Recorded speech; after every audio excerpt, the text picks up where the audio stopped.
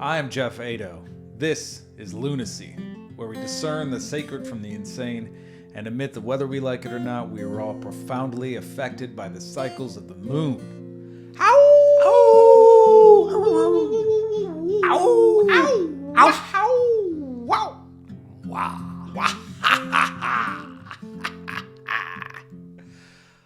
My guest today is my dear brother and friend, Lucien Vattel. Lucien is a transformational sage, and he's done a tremendous amount of work on developing tools and techniques for people to really harness their own inner mastery, to really become a master of yourself. And I'm really excited. He's got a lot of new work today coming up. He's got a new book coming out, a bunch of new courses that he's offering. It's really like a new iteration of what he has to offer in service to people. And it's going to be a deep exploration, and I think really revealing as to a lot of tools that we can use to deepen our understanding of ourselves and really claim our own power in the face of our shadow. Well said. Quintessence. You really captured. Oh, good. Brought it together. Good. Thanks for coming on the show, brother. Yeah. It's an honor to be with you, brother. Thank you. And it's really great to have you here. My brother. I feel that. Yeah. Lucian's been here, staying with us for about a week now. It's been really, really lovely to have you here. So it's great to drop in. Always great to spend time with you. Yeah. And this also, by the way, represents, a new iteration of Lunacy, of this podcast. As everybody knows out there, it's a luminary podcast, meaning that I interview people I consider to be luminaries. You certainly fall into that category. And also the goal of the podcast is to provide illumination to people. So that's what we're out to achieve, and harmony for people. But also, if you're watching on YouTube, you might notice this is a 3-camera shoot. What? Upgrade. Drop the mic. Upgrade. Big time upgrade. So we're going with that from now on. Really want to offer the best possible product that we can here. So, and Lucian's been very helpful in that endeavor and encouraging. So thank you. Thanks for making me upgrade this shit, man. You know what I mean? You really just kicked me in the ass and made me just look at it and be like, all right, fine. I was stubborn. I didn't want to do it. I didn't want to deal with it, you guys. I'm not going to lie about it, all right? Didn't want to do the extra editing, etc. But there's this artificial intelligence thing that helps you a lot. So I'm going to use that. And it looks better. It's more polished. I'm honored to be kicking you in the ass. Yeah, thank you. Thank you for your boots. Appreciate it. They're nice ones. And that jacket is amazing, too. Brand new jacket. I love the jacket. Thank you. Yeah. So let's get into it. So, your work, your approach describes becoming an advanced version of yourself, living at a higher octave of reality. What does this higher octave look like in everyday life for people? There's a couple of elements to it. The first is a person who's significantly more aware than your average person. What is it? You have to ask you have to ask yourself, well, what does that mean to be more aware? It's more aware of yourself, more aware of your surroundings, more aware of the clues and signs from the universe, so that you're in more deeper relationship with life. So the awareness within, the awareness without, as represented in everyday experiences, everyday relationships, significant relationships. How do we turn every single interrelational dynamic into a space of higher awareness that allows us to receive more gifts from it for ourselves, for our own growth, for our own being. And so that'd be one aspect to it, living in a higher octave. The higher octave is more awareness. The other component of living in a higher octave is, living in less lower frequency in terms of your beingness on your day-to-day, operating in less and less of the lower frequency energies, the energies that contract you, the energies that limit you, the energies that put you in a place of lensing your life in a way that doesn't serve you. Ultimately, doesn't serve the moment, doesn't serve the relationship, doesn't serve your goals, doesn't serve what you want to achieve. So living in a higher octave in that respect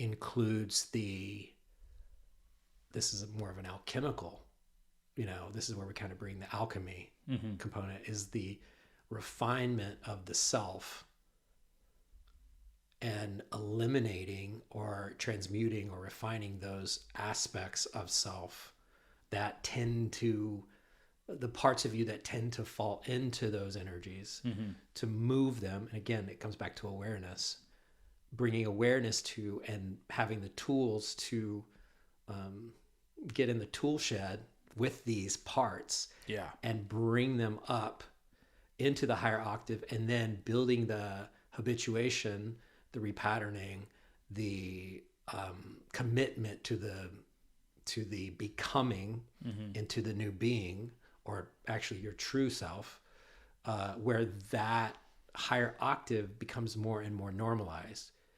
And I also think of it as like, to use a computer analogy, like your operating system, right? So like if you're running, like if you keep hearing the fan and you keep, and the thing is heating up and like things are getting choppy, you might need to look at your RAM.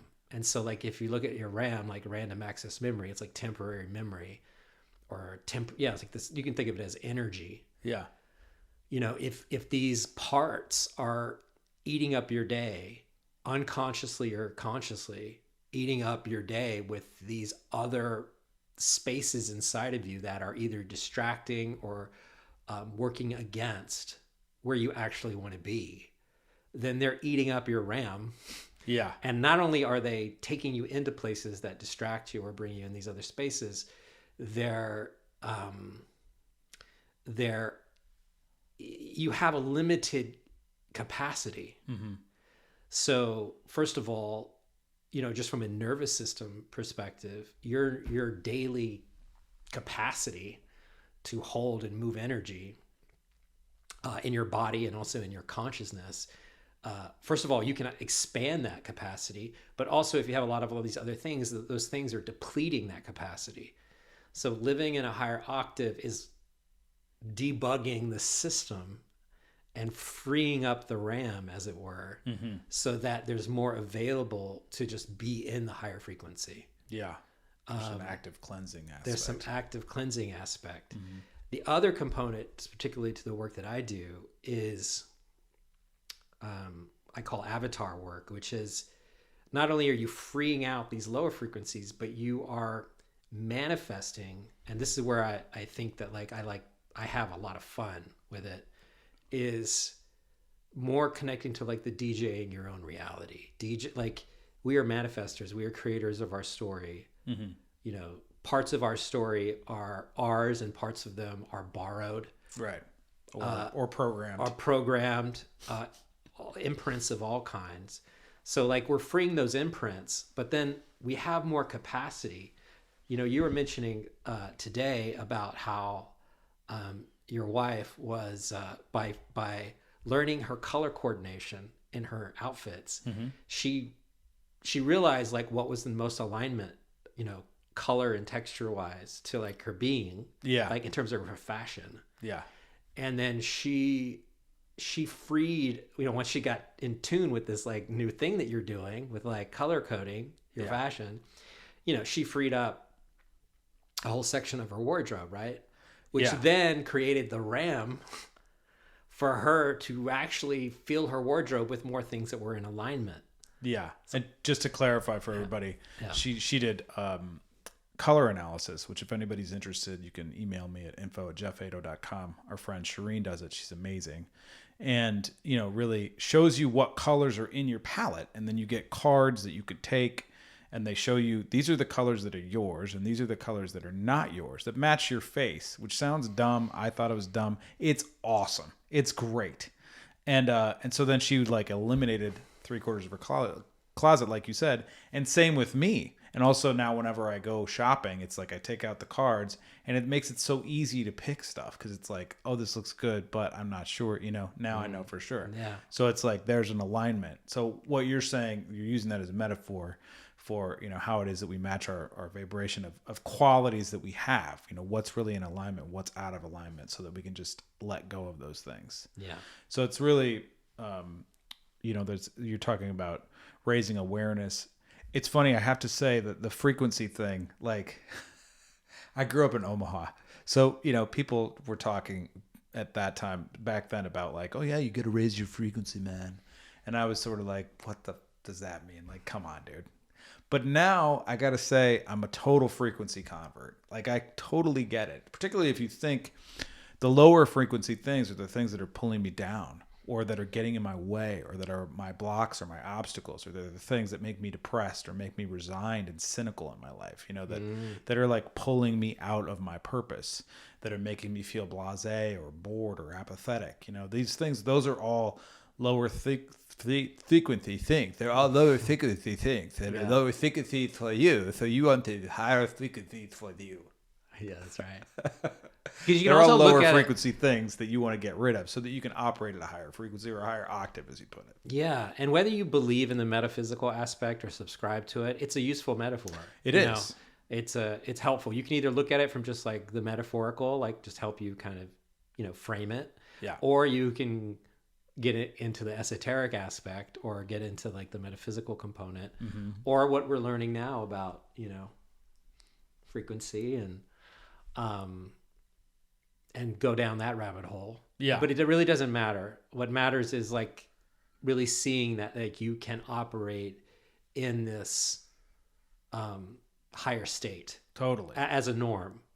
And with the avatar component is when you free up that RAM, you have more availability to create new parts of your own design. So that's the other component, which is we have the ability to build our own tapestry or being. We have our own mandala of being. Yeah. Once we free up some components and we get into like learning how to feel into new ways of being that we hold as a higher frequency, or something that allows us to be in the world in a way that we've always hoped to be, or would feel that would be very beneficial to us in our marriage and our relationship, as a father, as a mother, as a leader, as a brother, or in your trade, and in your service. So, there are certain things that we can activate, and that operates on similar principles, but it's more about cultivating what these things are, and then learning how to invoke and imbibe your vessel as these things, and then until they first they begin as thought forms, and then they begin as pattern, then they become patterns, and then they become ways of being. Yeah, that's really great. I love that, because, I think so often people, we just think, oh, well, these are my natural talents. These are my natural ways of being, and that's kind of it, that's all that I have access to. But you can take qualities, values that you admire in other people that you really would like to have, and that you can see, wow, this would make me so much more effective, and help me so much in my relationships. Like maybe I'm not patient in my life, so maybe I want to develop more patience, because I see how that could be so helpful in my relationship, so then it's not off the table. No, that's something that I can actually consciously cultivate in my life, that I can program, and then not only program it, but get it to a place where it's like locked in. That's part of my thing. Like people recognize it in me, and they're like, wow, you're really patient, because I'm seeing from that perspective. Like I'm separating myself off. I'm in the gap, so to speak. I'm witnessing myself so much so that I can just wait until the time is right for me to say something. And even if that's not you, that can be you, because you can choose that to be you. Yes. And you can begin the path to that. And the journey itself to become that is its own experience, because that goes back to the little thing that I was mentioning before, is like, you're building an awareness with yourself, you're building awareness with things outside of you, but you're also building awareness with, I like to use the universe. And when I say universe, I say it's the permeating field of consciousness that informs synchronicities, or informs the things that we magnetize into our lives, or Yeah. informs the relationships and The fools. Yes. But it's a real thing, It's like a the real force. It's a force that impacts your life, that is permeated throughout your lifetime, and that as you get older and wiser, you begin to, if you look at, secular dynamics, if you look at kind of start seeing your life, oh wait, I've come back around to that again. Cyclical. Yeah, you see that things are kind of you're moving around the stage of life.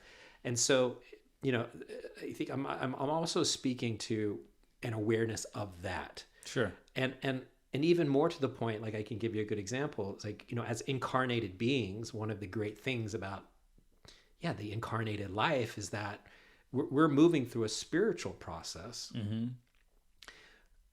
But the outside material world reflects, the inner world, and it's a big biofeedback.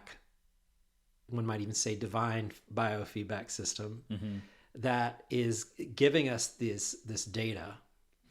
And if we bring more awareness to it, we begin to pick up on the data at a higher degree of proficiency and refinement. And so, for example, patience, like if you're on the path to patience, like with some of my clients, let's say a client will activate patience. One of the things that the study brings is to see that in your life, you are attracting usually either higher aspects or lower aspects of that energetic. And you can also point to like something like the gene keys or the I Ching, or things that look at like the polarity of energies that, go from like contracted state to the expanded state. Yeah. But you may attract a father that is impatient, that teaches you patience through impatience. Right. And you may have a best friend who's just Zen, or you have someone that you follow online or read of their teachings, and you attune to their patience by virtue of reading their work, or that's how we model ourselves, and we do that from a very young age. And when we're young and more unconscious, we're being imprinted unconsciously by those things. And then if we choose to develop inner mastery, we then begin to have a very dynamic relationship with those things, and we begin to inform those things, and we begin to operate as more at the magi level, or the alchemist level, or the mastery level. And that means that we're operating more at that awareness level, and the ability to extract the jewel, to extract the gift, to see what it actually is. If you were to see your whole life as a personal development incubator, and all experiences as clues and supports to your own spiritual growth, then your awareness changes. Yeah, 100%. Yeah, it's really interesting because for me, I don't know, man. I always I believe in superpowers, and I believe in love. Like I believe that I've always felt like this can't just be it. It can't just be, the basic things, right, that we do in this life. This body, this mechanism must be attuned to some higher purpose that will allow me to achieve more greatness in terms of my ability to serve other people and what I can do and how I can experience life. There's something missing. We're just missing the manual, like that TV show, Greatest American Hero. I don't know if I'm dating myself, but anyway, he gets this super suit and he can't figure it out. How does the song go? He can Greatest American Hero. No, I think that's G.I. Joe. Oh, that's G.I. Joe. Great American G.I. Joe. No, it's looking at how I'm walking on air. I never thought I could feel so free, flying away on a wing in a prayer. Who could it be? Believe it or not, it's just me. Oh yeah, that's right, baby. Oh, we just crushed that. That's we did good. crush it. Good job, right, baby. Let's do it. Yeah, like that. You know, that's, I mean, that's why I loved that TV show. But also, like, you know, I do feel like it is that, you know, I think most of us feel that. Most of us feel that way. There's got to be so much more, you know, and personal development, I think, is something that some people scoff at. They're like, what are you doing, dude? I don't get it. You know, life is personal development, as you say. Whether you choose to accept that you are in a personal development life or not, you are. And when you kick it, I firmly believe you're going to look back and go, either you're going to go, ugh, why didn't I learn those lessons? Why was I so attached to all this bullshit, you know? Or you're going to go, wow, I really did like evolve. I really did learn these lessons, you know? Yeah. For me, it's like, I think of this, I love this concept of like, and I want to do like either a concert or a conference. Don't steal this idea. All right. It's trademarked right now. All right. All cameras, the conscious evolution revolution. You know, that like Conscious evolution. Yes. revolution, that we're like really like consciously evolving, that I am, you know, what you're talking about, the work that you're doing is totally in alignment with that, where you're like looking at your shadow, which we're going to get into that in a couple minutes. And really seeing the qualities that are bringing me down, and then identifying those, accepting those, standing in my own weakness, right? Of that, those things are there, that's how I'm behaving. That's who I'm being. Yes. Not on purpose, just that's what I've been programmed with, or I've inherited, or I've made up. I've created that story. Just that's what it is, right? And then consciously I accept that. I forgive myself for having that. These are all challenging steps. And then I choose, in light of those things, what's really going to make a difference for me? What's the like you talk about, we'll get into avatars a little bit, or qualities or values that are really going to make a difference for me. Yeah, just goals in life that you have for yourself. Yeah. Because it's like, if what I desire and want for myself is not in alignment to who I be, Right. like who I'm being, that's why it's like, it's less about what you want and how to get there, and it's more about who are you being that naturally allows you to have that. Yeah. And I think that's why it's much going to the who you're being. It's a more accelerated work, and it generates more exponential returns on your outer world than like the sort of charging forward through the deliverables of life. Absolutely. Yeah. It's really, I mean, both are important. Both are important. Yeah. You know, there's a thing in landmark education, credit to them. You know, they talk about, you know, we operate mostly from a have, do, be model. Like, when I have the money I need, then I will, you know, use that to make the movie that I want to make, so that I can be the superstar that I see myself being, if that's your dream, right? Yeah. Have, do, be. When I have the things that I need, the resources that I need, then I will take the actions that I need to do in order to be the man that I really dream of being, right? Whereas the landmark model, and your model obviously also comes from, and the fucking thing that works is the opposite. Be, do, have. Be the superstar, you know, and then you'll do the thing, you know, you'll make the movie, and then you'll have the resources will come to you in order to, you know, manifest that in your life. Yeah. And there's nothing without the being. Like, that's the kind of the core of your work, right? Is that like, and frankly, the core of the truth as it is, you know, what you're saying is like, if I have a dream, like let's say, for instance, I have a dream of being a really great musician. If I'm not being a really great musician, or if I'm not being fully vulnerable and committed to the story that I'm telling, and really like into it, so that people have access to it from a real way, then nobody's ever gonna listen to my stuff. It has nothing to do with when I get the record deal. It won't be. It also won't be resonant for you. You know, you can make an album that does well, but like you hate. Yeah. Because it's like, it wasn't something that was authentic for you and came from a place that was important for you. Right. A place where I'm looking for validation or whatever. Yes. that brings up something personal for me around the idea that, like, yeah, if you can achieve the external, you can get to the milestone. You know, we have the ability. We have the ability to workhorse ourselves to where we like. I mean, we're powerful in that respect too. Yeah. You know, it reminds me. I think I was 31. I was a tech CEO at the time, and I did a TEDx talk, and that put me on the talking circuit.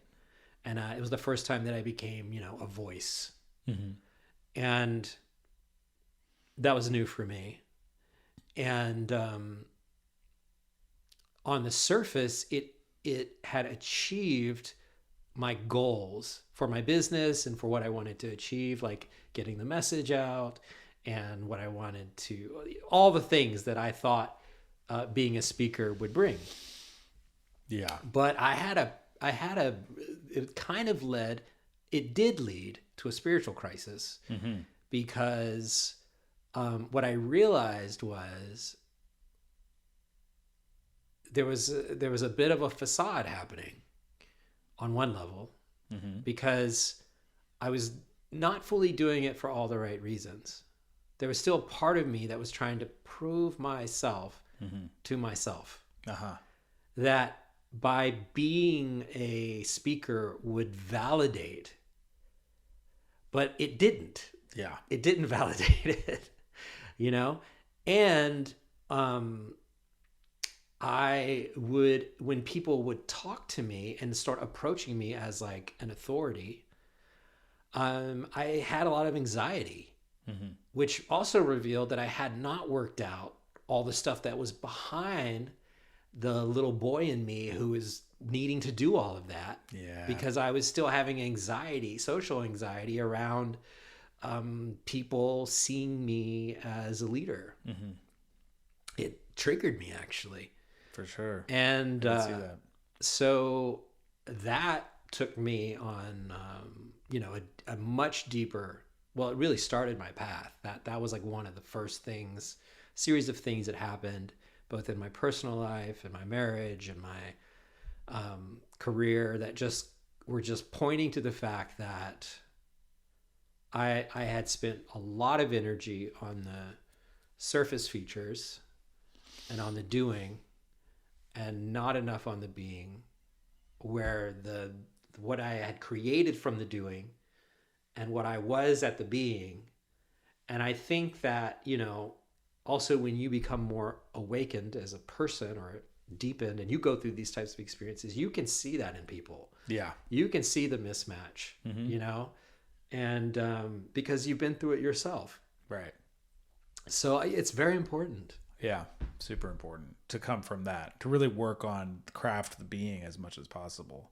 And, you point to so many things there, like the little boy energy, obviously, like, I'm presently and have been doing so much like men's work, which I think everyone should do because it's super lost in our culture, and dealing with where is it that I'm, being a little boy in life, looking at Jungian archetypes that really paint the picture, and then acknowledging those things and accepting that weakness and stepping into ownership, which actually is something that I also want to talk with you about, like, the importance of radical responsibility in your work. You call it facing the fire, mm-hmm. Like creating total ownership, which, for me is such a powerful concept. Like, it's hard to hold that all the time.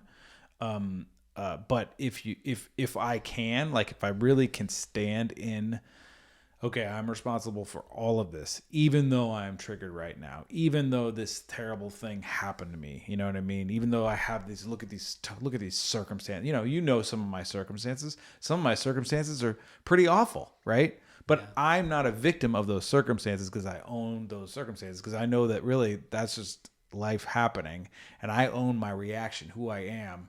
I'm not a product of those things because I own those circumstances. I own my place, and I own who I am. as challenging as it is. I'm not saying it's not. I'm perfect at it. I wish. Or maybe I don't wish, maybe I don't wish. Maybe it's just fun, batting my head around sometimes, you got to hit the pavement sometimes to know that it's hard. But like that level of total ownership, that level of radical responsibility is such a powerful place for us to come to, particularly when it comes to doing the work of inner mastery. Yeah. Agreed. Yeah. Fire facing. It's a funny one because it's a really important part of the programs that I run, and it's a big part of the book. And it's one of my most difficult ones. I think it's the deep warrior, deep hero work because, especially when we're hitting up against the big ones of our life, like the things that trigger us the most, the things that we're most afraid of, especially when we attract like the perfect tempest of things that happen that are literally our Achilles heel. Mm-hmm. It is extremely hard to face the fire. Yeah. I have something in my life that happened to me a couple of years ago interpersonally that I'm still raising up enough inner courage to face. Mm-hmm. And to go all the way in. And I'm not there yet, but again, you see it. Awareness. Yeah. And doing the work and getting there and being committed to getting there to be able to do it. Yeah. And then, there's other ones that are just like sort of the Goldilocks level edge where it's like, it's not like super boss 2000 hardcore multi-scaled 18-fired dragon, multi-headed demon. Uh-huh. It's a goblin, or it's something that is like mid-level, mid-tier, and there's fear there. Yeah. But building the practice of just being like, I'm owning this and we're doing this. Yeah. And just getting it out of the way. And I think some of those mid-tier ones, the things that I find with when I do the retreats and when I do the work with clients and when I do this work with myself, is that some of those mid-tier ones, they seem scary, but as soon as you do them, you're like, I can't believe I waited. Yeah. To do that. Like, there's so much of weight loss immediately. And like freedom. It wasn't even that big a deal. Yeah. But in your mind, it was. For sure. And fascinatingly, first of all, I love that you brought that up, and I appreciate your vulnerability in sharing that. Because, it points out that, like, obviously there are Herculean things that can befall us, terrible things. And, to be able to just look at them and see, okay, that's a big one, and I see it over there. I'm not fully ready to, like, battle it and go to the boss level with that 18-headed Gorgon or whatever it is that you mentioned. 18-headed Gorgon. That's good. Okay, but upgrade. I'm calling it that. But I that one's free. All right. But I see it over there, wiggling its 18 little heads, and I know that that's on the horizon. Yeah. Like, it's not like you have to tackle it right away. You know what I mean? It's there. It's on the list, right? And if I get through all these other, and it's fun that the video game analogy is so great. The demon analogy is so great because it's like, what's this? Well, we created level? These things in our psyche so that we can address them. We've created these. We've manifested these realms of unbelievably powerful, mythic, that have now become, and one could argue that completely exist. Because they've been given so much creation here and there and everywhere. Mm-hmm. But even if they didn't exist, they would need to be created. Yeah. Yeah. Right. Because how else can the psyche compartmentalize its shadow? How else can the psyche compartmentalize its light in order to navigate its own consciousness? We need these waypoints so that we can work through it, and that's another thing that just occurs to me is like, and that's what I'm trying to do with these books and this work also is like, And it's what a lot of, this period, one of the great things, I mean, there is a lot of shadow from the coaching industry, but there's so much beauty that has emerged from this, the last 15 years. A lot of times in social media, you hear a lot about like sort of the downside of it. But don't get lost in the weeds. Like it's incredible the amount of descriptors we have now for things that like were once felt but could never really be described in terms of communicated, or communicated. You didn't have permission to talk about it anyway. Yes. These things help, couples navigate things that they feel but don't understand. It helps working through trauma. As even the psychedelic world and the medicine world, the more, you and I both have a good friend, Kai, who does amazing work in the shamanistic field, and been on the program a few times actually. Yeah. And he's incredible at building rich lexicons that help people, both that he pulls from masters, but he's also just a wizard of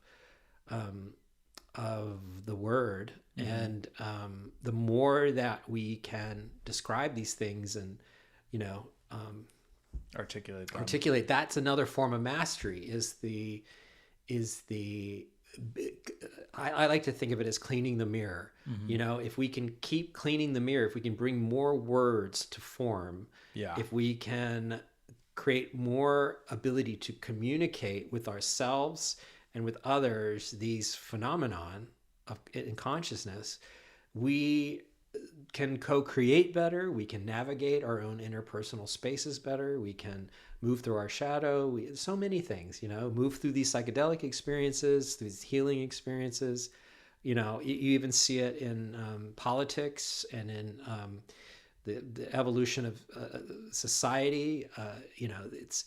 But it's also, it can go the other way too. The power of the word can be used to confuse and obscure and yes, and delude and so, but that also requires awareness. It requires two things actually. The first two things: the awareness component, the lexicon component, the word, but also the inner compass, and which is another big aspect of operating in the fire frequency. Because if you don't, you could also just get lost in the wording of others. You could get lost in the reflections of others. You could get lost in the imprints of others, without your own. So it's really also important to develop your inner compass, your North Star, your sense of being, common sense, whatever that is for you, that allows you to question and evaluate and have discernment, and moving more into something I love that you always talk about, which is sovereignty. How do I build an internal system that is sovereign, that allows me to interface in the world in a way that still allows me to come back to me, make final decision for right or for wrong, what that is. But I'm doing it in getting more and more conscious at just doing that. Yeah, exactly. And that brings up something that you talk about in your work a lot, which I also very much appreciate, which is like distinguishing between, things that are borrowed beliefs and imprints, that people have latched onto or taken, and the authentic self. Because so much for me in my journey around declaring my own sovereignty, which is like, it seems like a never ending battle. It's just always ongoing for a lot of reasons. One, because time and space. We only had this one moment and then it's gone. So I might have a moment where I'm like, I'm fully sovereign. And then like, I don't know, I watch the news or something and I'm like, oh no, it's all going to shit. It's got you, it hooked you. It happens to me. I mean, but also all the time. It's very much so much about like, and also for the look, man, there is no denying that for whatever reason, there's a lot of fear that gets programmed into our society, and maybe it's because fear sells, so people are going to watch the news, so we're going to have locked eyeballs, and we're going to talk about how terrible things are going, and it doesn't really matter who's in office, although right now it's gotten worse, but before, it was just as bad. It was just as bad. You watch MSNBC or whatever it is, it's like, or Fox, it's just like, that's all going there wrong. It's so polarized and full of this frequency of let's make people afraid, and look, it could be that the fucking lizard people are taking over, and they just love feeling fear. All right. I don't know. That's cool. I like that idea because, I want to see lizard people. All right. I'm into science fiction. It's a great sci-fi narrative. Or it could just be fear sells. And that's what people are using to sell fear. And so, it's profitable. Fear is profitable. But no matter what it is, there has to be an acknowledgement that is in the space, and that there are entities or beliefs or,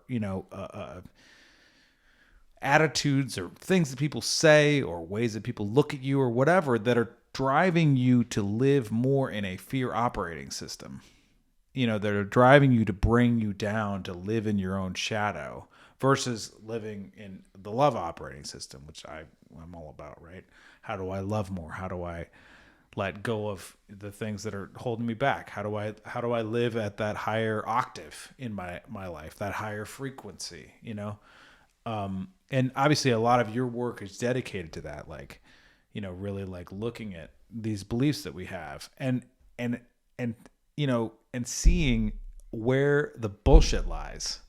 Because once one sees a bullshit belief, once I see a bullshit belief in myself, and I'm like, oh, that's really not true at all. Yeah. Two things happen. One, I feel freedom.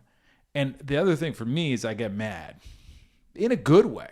But it's like, oh, if that's not true, then what can I do with myself? How can I upgrade? How can I behave? How can I change things? Yeah. But so much of your work is about identifying those borrowed beliefs. So maybe you could just kind of feed into that. How is it that you drive at that notion, of really looking at what are the borrowed beliefs, the limiting beliefs that I have, and what's really authentic to who I am and what I believe. Yes. One of the things that occurs to me right off the bat, just hearing you, is and this is an interesting query, and it's something I want to go deeper into in my own contemplation. But yeah, it's what is that great existential kink for people about fear, or outrage, or that makes them latch on to that type of stuff. It's what makes social media design so interesting, of when you look at the phenomenon, we're still in the infant period, or the maybe early adolescent period of this phenomenon of this new way that we relate to each other, social media space. And yeah, so many things are designed to hook you, and people are doing that unconsciously, and people are very methodically doing that to grow their base. And if you look at the trend in a lot of the larger legacy media pieces, where it's the sort of death of journalism. Yes. And the reason why journalism is starting to just really exist only in either the social media sphere or the YouTube spaces, more honest, authentic curiosity, real. Don't get me wrong, there's plenty of that's still doing the same stuff. But there is something emerging where people are wanting to feel the truth about things naturally, and these things aren't working as they used to. And it's kind of a microcosm of a macrocosm, or a macrocosm of a microcosm, because it speaks to where we are at the collective. And maybe the pandemic had a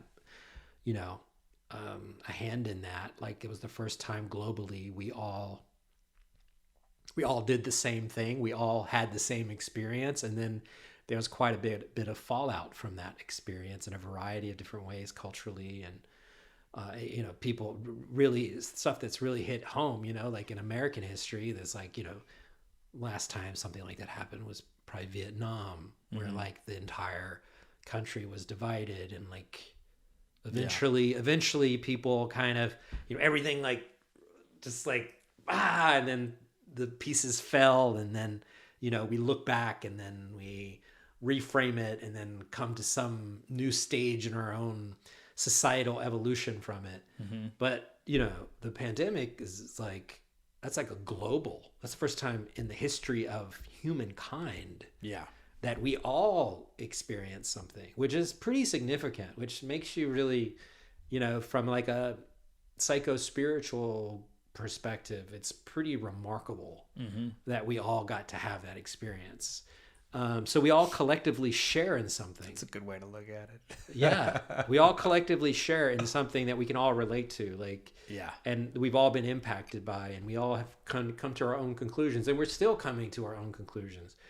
But in many ways, it's like shaping our own consciousness, and it's helping the collective like get to their own collective bullshit detector. Like it's refining the collective's ability. And so now like there's so much distrust of like collective systems and the response, and there's also the divide. But it's, in a way, if you look at it, it's no different than like you as an individual being fragmented by some event in your own family, and then you had to like reconfigure, like it kind of woke you up, and then like you and your brother had a completely different experience, and you're working it out in your own way, but like you had the same experience, but like you interpret it very differently.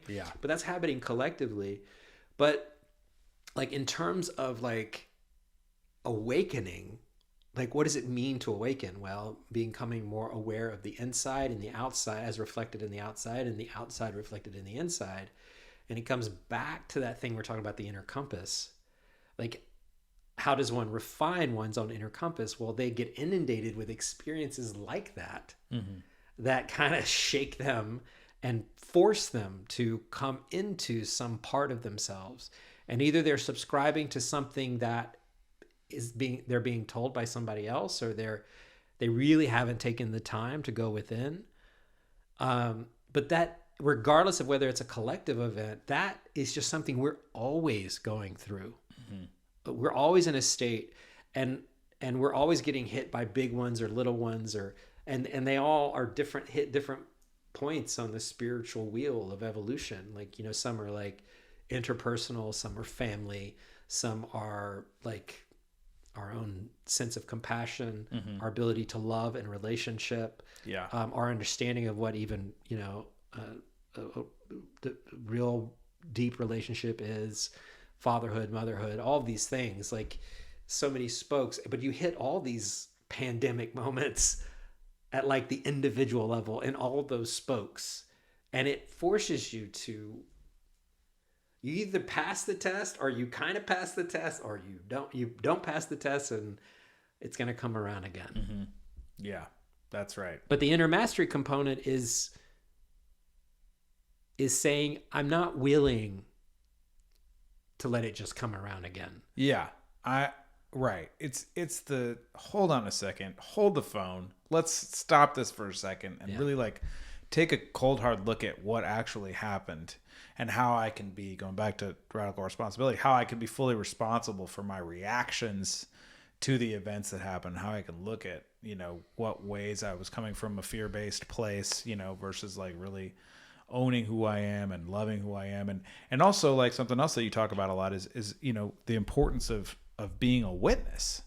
And really, like, it's impossible to evolve consciously without embracing the witness, without really being willing to like stop and like take a look back and be like, oh, this is how I handled that situation. Whoa. And being able to like look at, well, for me, I like to think about the importance of embracing my inner asshole. You know what I mean? Right. Like looking at, oh, okay, I was really being an asshole. And it's okay that I was being an asshole in that situation. It's okay. Like however that manifests, right? And I witnessed that, and then I can atone for whatever I did wrong, whether it was to somebody else or myself, and also choose to respond differently in the future. Like I can really mold myself out of that experience as a different man, as a different being. Lunacy is brought to you by Danger Coffee. Danger sounds like a terrible name. Does that mean it's dangerous? No, bucko, that makes you dangerous, right? 'Cause it's so dang good for you. Instant samurai, yeah, like steroids for Arnold, but with antioxidants, go. This coffee is handpicked from select farms for the incredible quality of the beans, and it's remineralized. That means that it's been infused with over 50 trace minerals and electrolytes, making you even more energized and feeling even more like Super You. It helps you detox. It boosts cells' performance. It gives all those internal things happening that we are blatantly unaware of a huge boost. Finally, and this is the reason I started buying it in the first place, okay? It's mold tested by a third party. Sorry to say, most coffee is not mold tested, and tons of it has mold that you cannot see, which is disgusting. It means your coffee becomes a toxin delivery system. Not what you want. This shit is clean as a whistle. All the good stuff, none of the bad. And you get 10% off when you type in Lunacy at checkout. Do it. You know you want to do it, so do it, all right? DangerCoffee.com, Lunacy at checkout. DangerCoffee.com, Lunacy at checkout, yeah. Lunacy is brought to you by Analemma Water. What is that? Well, it's structured water. I don't know if you've heard about this, but our regular water is not structured, and it's lacking in some stuff. All right? Structured water means that it's like supercharged, okay? And the Analemma wand actually trains the water around it to also be supercharged. Is that true? I don't know. I was extremely skeptical about this, and a friend brought it to me and was like, you got to try this. And I was like, that's horseshit. And then I tasted it, and I was like, that tastes good. Why does that taste good? Why does it taste better? I don't know why it tastes better. And I tried it time and time again, and finally I was like, okay, I'm going to invest in the wand. It's not that expensive, under $200. I was like, I'll try it out. I'm telling you, it works. It's helped me. I feel like it's helped me. And that could just be my own placebo. I don't really care, okay? Because go placebo. But honestly, I really believe that it works. They've done a bunch of tests. It's really good for your gut biome, which I desperately need. It's very good for your mitochondrial output, your cells. It's very good for your brain. They say it's good for anti-aging. And I firmly believe that it is an improvement in our regular water. So go to Analemma Water, check it out, type in Lunacy at checkout for 10% off. Invest in yourself. This is it.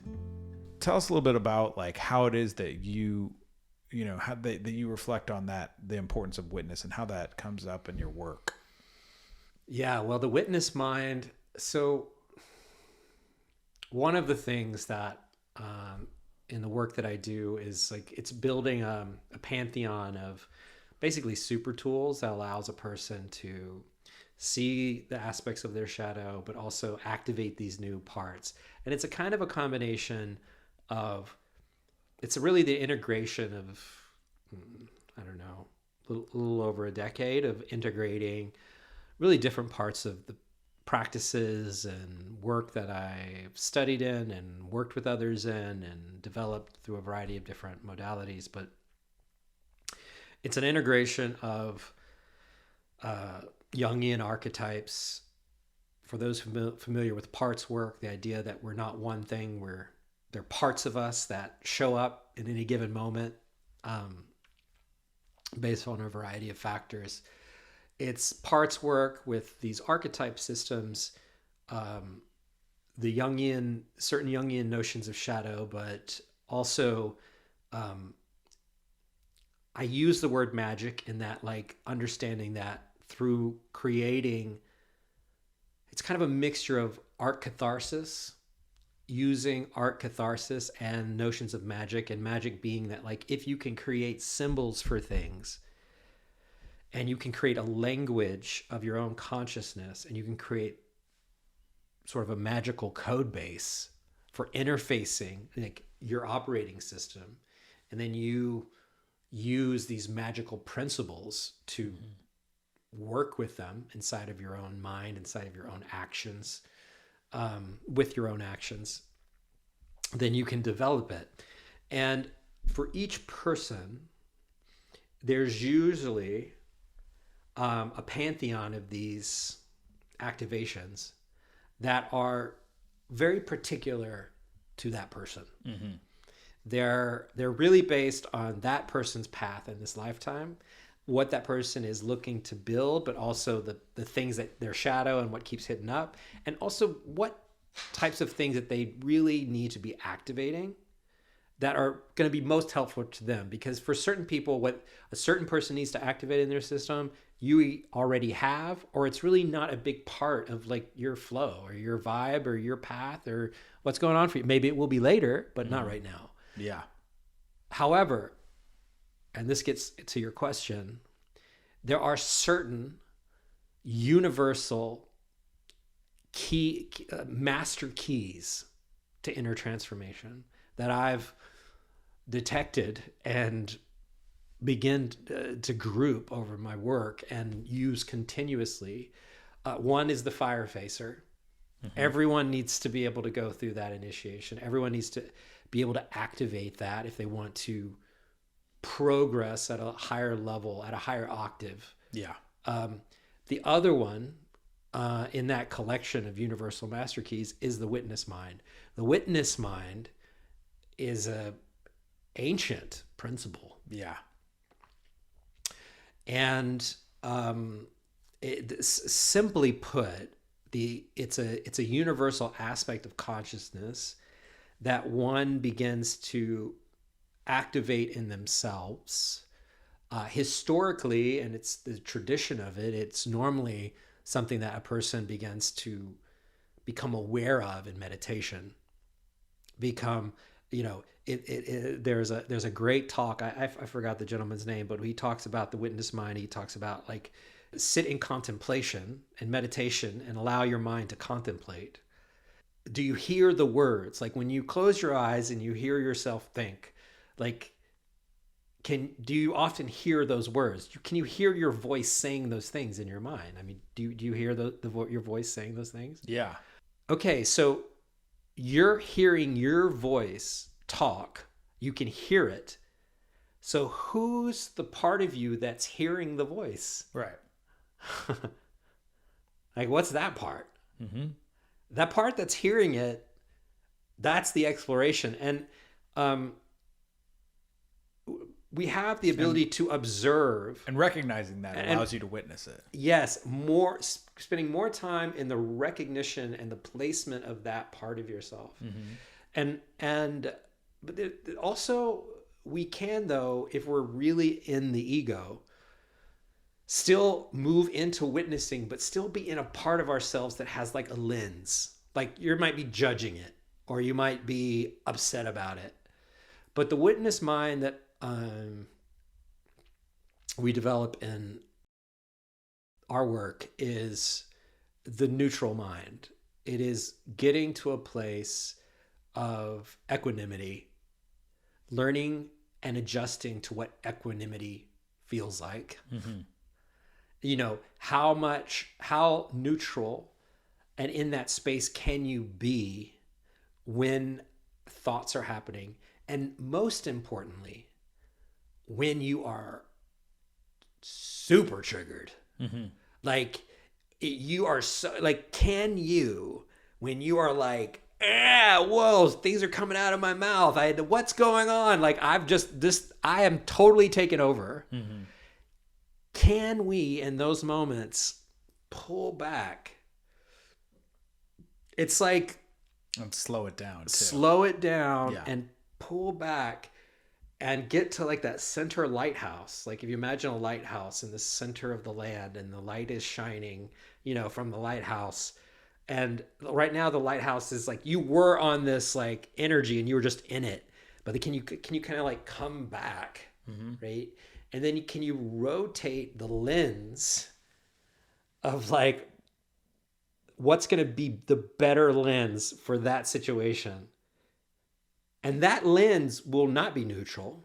It may be one of compassion. It may be one of like, hard medicine. It may be one of like terse, direct, loving, but very clear energy. Mm-hmm. It may be that the right lens for that trigger is silence and listening. Yeah. And so, but how can one even make that decision? How can one even come to what maybe is the best lens? Yeah. If one can't get to the witness mind. So the witness mind is critical for the acceleration in the ability to navigate the parts of consciousness that operate within us and to be able to modulate in ways that allow us to handle complex situations with higher degrees of mastery. Yeah, 100%. And what's great about that is, and I'm still learning. All right. I'm not full Jedi over here on this witness shit. Okay. Just to be clear. But what I do find, in my own life, is that the more that I am willing and able to witness, especially when I'm super triggered, the easier that it gets for me to witness and to step into that energy and pause. If I'm super triggered and I'm upset with my wife, that's where it usually happens because she's my closest person in my life. Of course. Can I stop? Do I have the energy to just say, okay, hold on a second. I need a minute, let's pause this for a second. Go out, collect myself, come back, look at where was I triggered and what's the story that I'm making this mean right now? And or what boundary do I need to set with her that's going to, like allow me to protect myself? Like, not that she's intentionally attacking me or whatever, but just that what's the boundary that I need to set? Or what's the trigger? What's the cause? What's the traumatic source of this? Yeah. The more that I exercise that muscle, the better that I get at that. And by the way, the better our relationship becomes, and vice versa. She does the same thing. How do I? Wait a minute. Oh, what do I see? Where I'm not being, whatever, patient for her is a thing that she's working on actively, like, or whatever it is, like. That witness mind, the more that we exercise it, the more that it's there, the more that we can utilize it. You can also be creative. Because like if you can get back and just kind of look at it, it's like looking at the canvas, and like because if you're in the canvas, you may not be able to think about what would be the right paint or what might be the right energy for your personality. Mm-hmm. Like I give you a good example. Like my friend, he's building this musical ranch right now. Mm-hmm. And he is experiencing, he's never worked with contractors or, it's been quite an eye-opening experience of like, I don't know if you've ever seen that Tom Hanks movie, The Money Pit, like great movie, it's like you have no idea what you're getting into when you do a real fixer-upper, know what I mean? And it's a huge property, and it's got every single day is a new what WTF moment for him. Mm-hmm. I may be over exaggerating, but like one of the things that we did in that, it just comes to mind. It's like a fun, and this kind of goes to the idea that like how creative and playful this can be. Mm-hmm. Like the way that you solve these moments. Because fundamentally, the way in which he was filtering that experience initially was like, oh my God, this is a never-ending pit of despair. Yeah. And I'm never going to it's like one problem after the other. Mm-hmm. And like I'm making progress. Just when you thought just when I'm thought, it's like, and it's like. The floor falls out. And the floor falls out. Exactly. And, you can get the worst thing that can happen. And what was starting to happen is the worst thing is that it's really not what's happening that's the problem. Yeah. It's how you have decided to experience it. Yes. Because once you start deciding to experience it, like once you start deciding to experience the challenges of your marriage as a story of despair, you're on the way to divorce. That's it. You're done. And having contempt for that. And contempt and the resentment and whatever. You are building your own sabotaged story. You know, it's just like, you're doing it, man. Yeah. Hashtag super. I mean, much compassion To all of us. anyone who's been through it. Hard deal. But yeah. Mm-hmm. So I was like, first we got into the witness of like, okay, well, like, what actually is just happening here? Yeah. What are the things, the actual facts? Yeah. What's the real data outside of you? If we take the sort of Eeyore like filter off of this experience, because like it could be Tigger, it could be Winnie the Pooh, it could be any of those characters, right? But right now we're in Eeyore, like we're like, it's like this is right, bruh. Yeah. And so but like but in order to take that filter off, coming back to that witness allows us to be like, wait a minute, okay, this is a filter. The experience is what it is. Yeah. This, I can't control right every part of this experience. I can maybe change it and control certain variables, but even in order to do that in the best way, this filter probably is not the best way.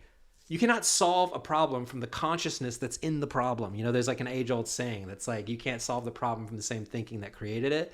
It's like, you can't solve the problem from a consciousness that exists in a dimension of energy that really is not optimal for solving it at all. Mm-hmm. Or even experiencing it in a way that's like, because you can still solve it and be miserable. Yeah, right. So you still get through it, but like by the end, you hate the property. Mm-hmm. I mean, how many people have you known who've like gone through all of this and then they end up, they have resentment towards their own property, because the whole thing's been for whatever reason, it's been something that's been a burden. Yeah. So getting to the climax of the story, we pulled back to the witness, and I was like, what's the most fun way to like see this? And like, if we could put a filter, that would be the most fun. And it's interesting because we've been mentioning it. It just came forward for him. It was like, what emerged was the whole thing became like a Legend of Zelda game. Oh yeah. And so we got like this like Legend of Zelda sword. And every single time like the drywall revealed the rot or like and he would like drop, we would play this super jam DJ version of like the Legend of Zelda song. It's like dun dun dun, and we would just dance and like get into like the thing, and it just immediately the lens shifted, and it's as soon as you get in that other thing, it's like immediately solutions present themselves in your head. Right.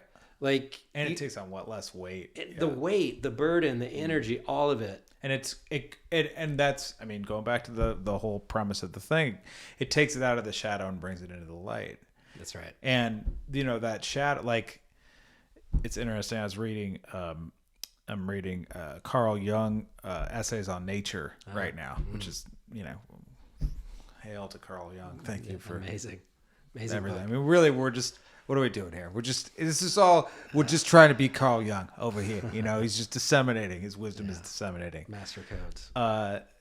Really, and that's real. But he was talking about how, because the logos that got so developed in the last several centuries, like the logic, this is what it is in science and everything, which has been great technologically and et cetera, but we've lost our connection to spirit. And before, by the way, at some point it was way too much involved in spirit, and it's all God, don't worry, and like whatever, we gave our power over to that. So now we've shifted the pendulum. But when we shifted the pendulum over to logos and sort of relinquishing our relationship to nature, we also developed an acumen like for cynicism and resignation, for being cynical and resigned about life, because we're just looking at it from a logical perspective, versus when we really like look at the source and look at nature and how it operates, or that's not part of our thing. And by the way, when we look at our connection to nature, we're also able to move, or our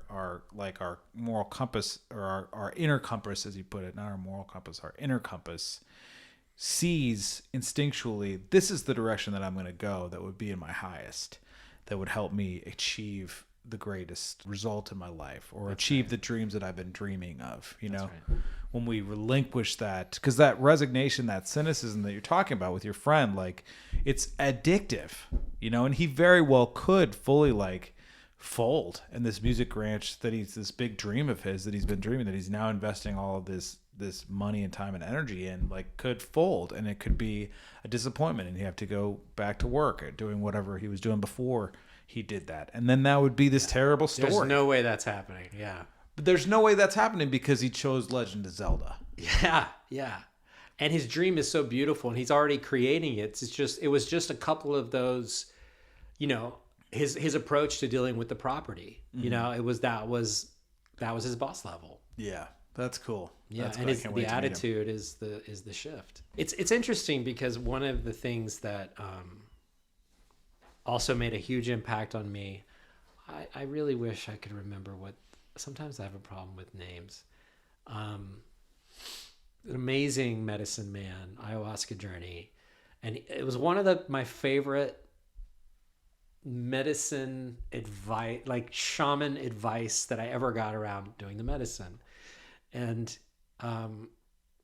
he said that the difference, and this applies to life, like he said, the difference between you having an amazing journey and a very difficult journey tonight is one thing: your attitude.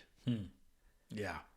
And that was like a Rosetta Stone for me. Yeah, it really is. It every single time I've ever sat, anytime I start getting it, because the thing with like something like ayahuasca or like mushrooms, they're amplifiers. Yeah.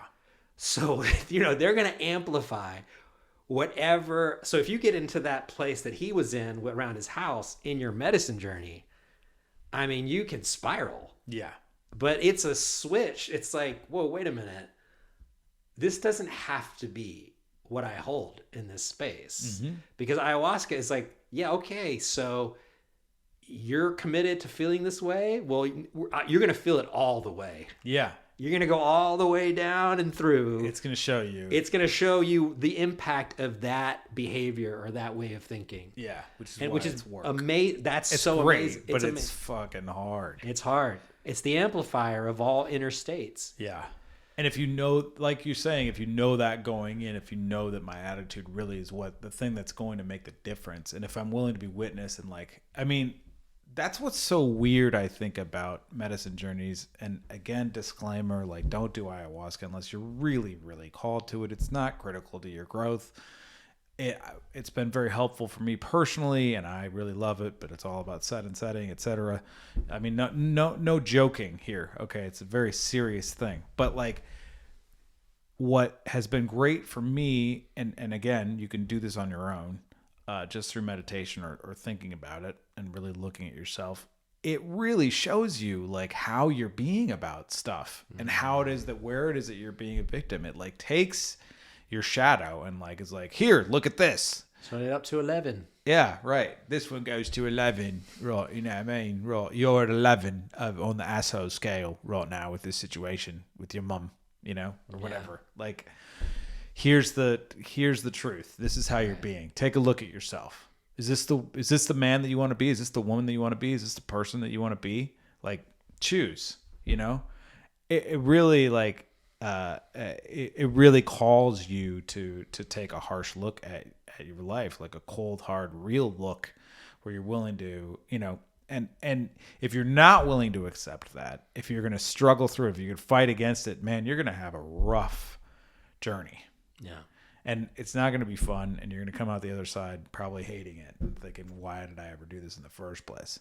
Right. But you're going into victim there, you know, you're going into, you're not fire, you know, you're choosing not to choose the fire facer. Mm-hmm. You're choosing to cover your experience with another story that obscures the actual benefit and true medicine of the experience. Yeah. And again, it's your attitude, and it goes back to the lens again. Mm-hmm. So yeah.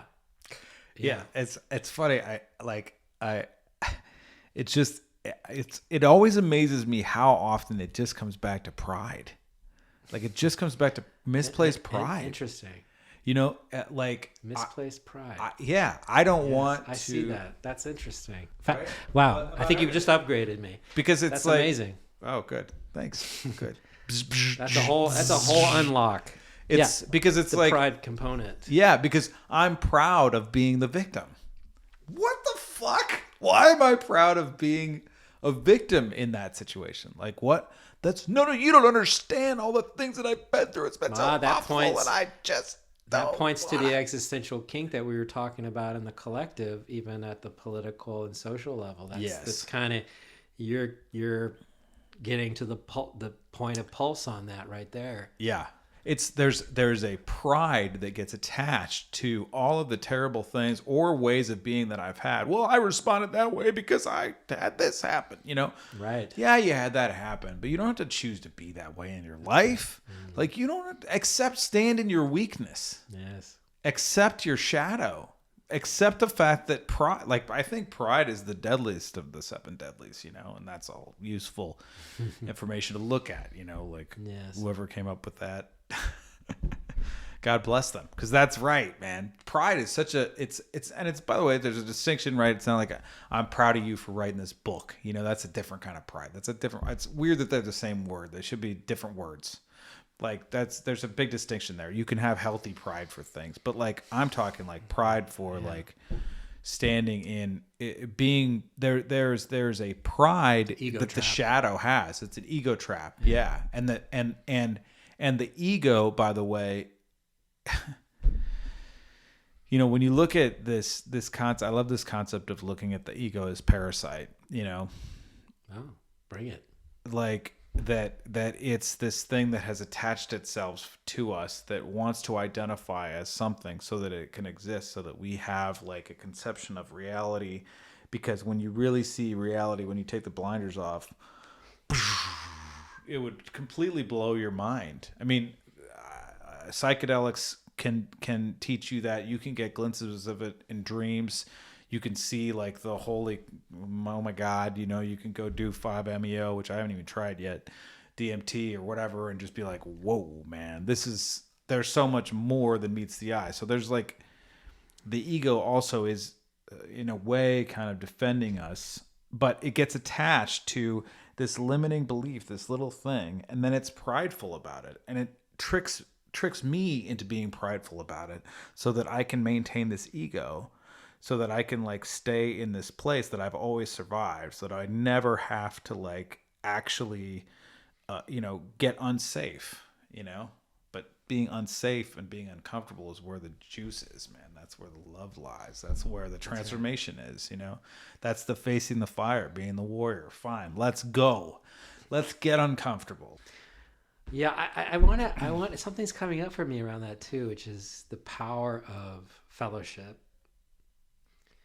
the power of building support systems.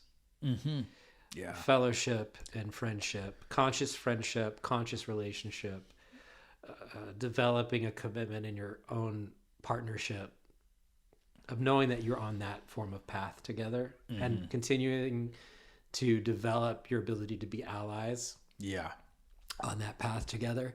And the power of women's circles, the power of men's circles. So important. Because it's easy. Some of these things, you know, some of the things that are easy for me to be a fire facer on are like, you know, some other guys in my men's group, like there might be something I'm like, I kind of like mastered young because of whatever reason, or I came in with a natural propensity to be able to just face those things that someone in my group really has difficulty with, and I can be of service to, and vice versa. And also just encouragement and support, and the acknowledgement that these things it can be very difficult, and having a support system, an accountability system, a support system, a encouragement system.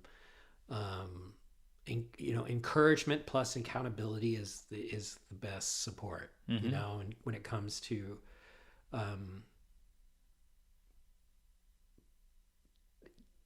taking another jump into that boss level, Yeah. Challenge. Yeah. And embracing your witness. Some things we can do along and some things we can't. Yeah, because you're being witnessed and embracing your witness and seeing it. And the men's thing, it's like so important. And that's so tribal and ancient. And like, I get so annoyed because people are like, oh, well, you're co-opting the indigenous people in the way that they did things. Fucking, what do you think we were doing 1,000 years ago, kid? Like, what do you think that we were doing before the English came in and into my druid village, and with their swords, right? And prevented me from sitting around the fire with my buddies. Like, we were doing this. This isn't like, and I'm, by the way, I'm no knocks on the indigenous people. I think, honestly, like, in a very real way, they are showing us the way because those traditions have been kept intact that are so natural and in union with nature. Right. But it's not like they fucking created it. It's part of who each of us is. But that we're all endowed with that ability. Yes, and our ancestors were doing that. They've been doing that. We've been doing this, sitting around the fire. We've lost our connection to nature, and the existing indigenous have not, and so there are teachers in that respect because yes. So there are link back, but it's not about adopting or co-opting. It's really, and if you would speak to them, their whole desire is to help others come back. Absolutely. To that level of relationship. And it's right. And honestly, like, it's honoring what they're up to too. Absolutely. And honoring that same place in ourselves. But the point that I wanted to add to what you're pointing to is like, back in the day, man, you were spending time with your dad when you were a kid. Yeah. Dad wasn't at work all day long. Okay. He was going hunting, right? And you were going with him and you were going to see what he knew. And he's gone through the fire and he has lots to teach you. You're around your grandfather. You're around elder men who can demonstrate and show you ways that you wouldn't know. But now in our system, you go to school, you're with the same aged kids, and one poor teacher, there's one adult in the room who's supposed to show you how to be, right? Which is, I mean, come on, man. 1 against 32. I don't know if you've taught kids before, but I have. And let me tell you, wow. It's like you just get in psychically, just the energy they're just pulling from you. You don't even know what's going on.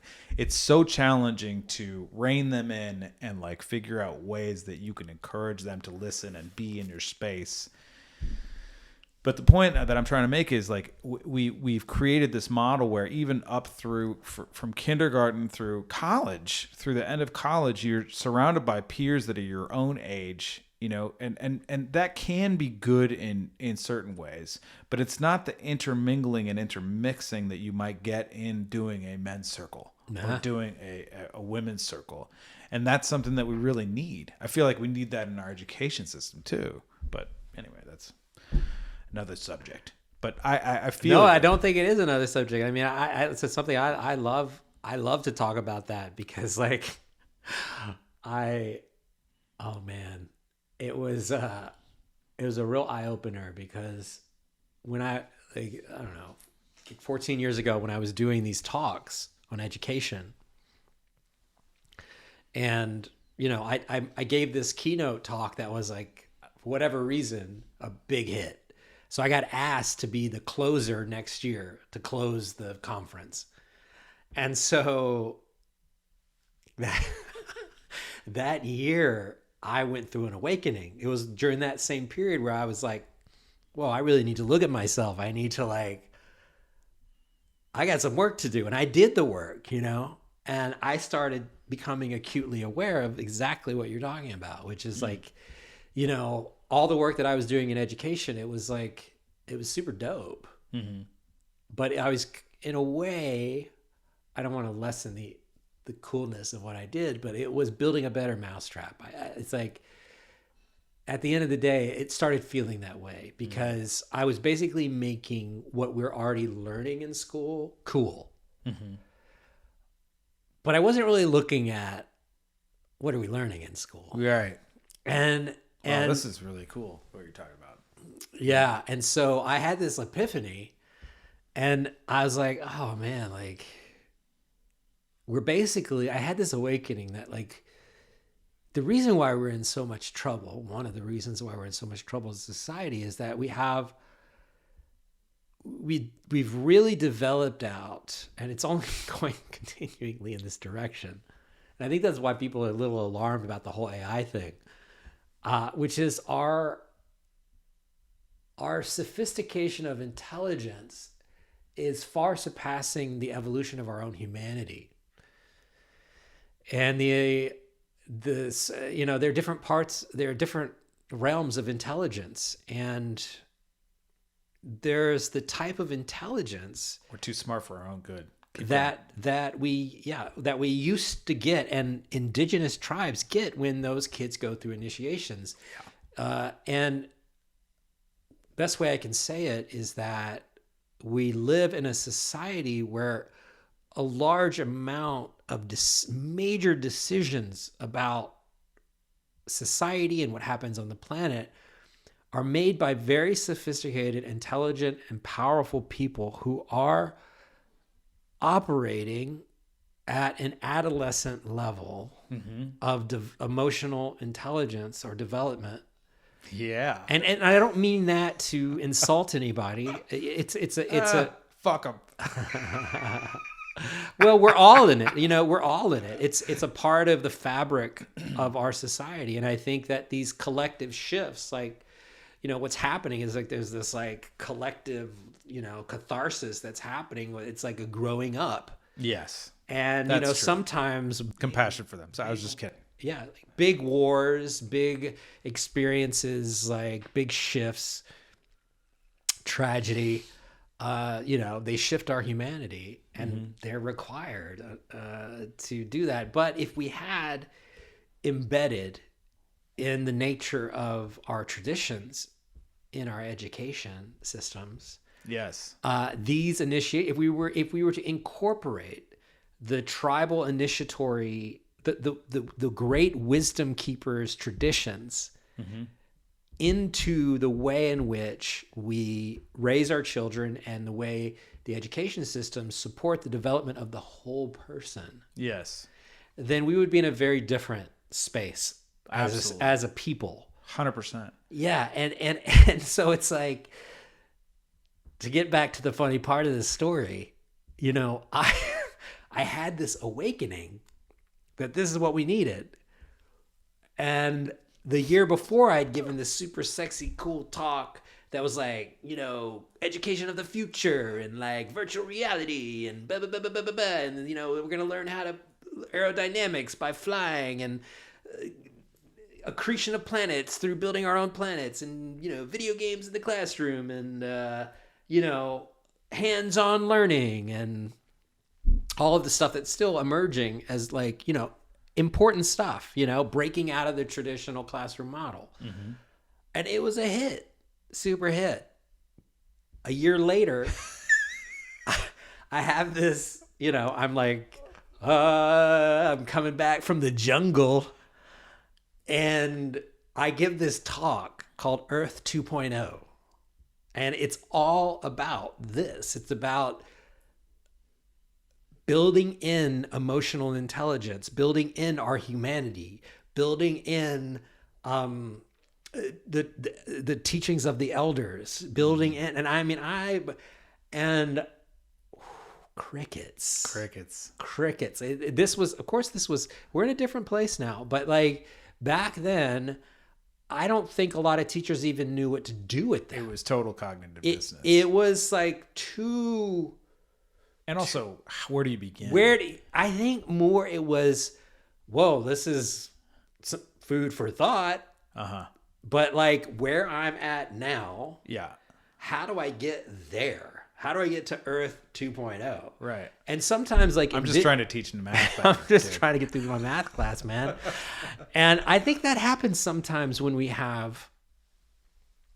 I love to do, I don't know if you know about the Hermetic principles, as above, so below, as within, so without. Like there's within the Hermetic, there's the law of correspondence. So there's like things that can happen at the macro level can be corresponded to there can be a correspondence to things that you see. And so again, there's this notion that like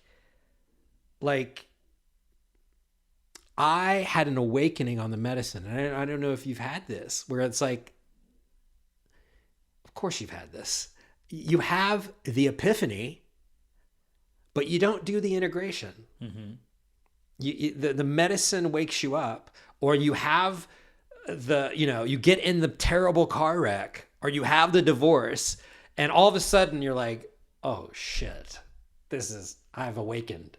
But then there's a point of seeing that. There's like, oh, Earth 2.0, here it is. But then it's like, okay, I've been given the sight, but now the work is, how do I get myself to, because you're not there. Yeah. It's like the opening. It's the vision into the higher timeline. It's the vision into the higher self. You can see your potential. You can see the collective potential. But then the work, because we're still in the 3D, man. We're not in just the astral, like, think it, be it, live it. Like, we're not in that mutable space. Yeah. We're malleable, not mutable, malleable, like instant response to thought. We're in, okay, we got to roll up our sleeves. We got to do the work. Like, how do we get there? How do we become a society that lives in a space of teaching our children this? And it's terrifying to the status quo too. Yeah. It's a new education. And that concludes part 1 of this 2-part episode with my dear brother, Lucien Vattel. Man, I got to say, I'm really inspired by this conversation. I feel it's really representative and emblematic of the new way of thinking that so many of us are adopting, tackling, thinking about. And I'm really inspired to be able to share it. I wanted to split it into 2 because it's really long. There's another hour and change. And also because each episode actually does stand alone on its own. So in the next episode, we get way deeper into the origins of this work that he's created and a lot of very specific tools and how both of us relate to transformation. So look forward to hearing that next week. Much love to all of you. If you want to support this program, go to patreon.com/Lunacy podcast. Also, you can go to dangercoffee.com, type in Lunacy at checkout for 10% off. That helps us out as well. And Analemma Water. Again, Lunacy at checkout. Much love, everybody. See you next week.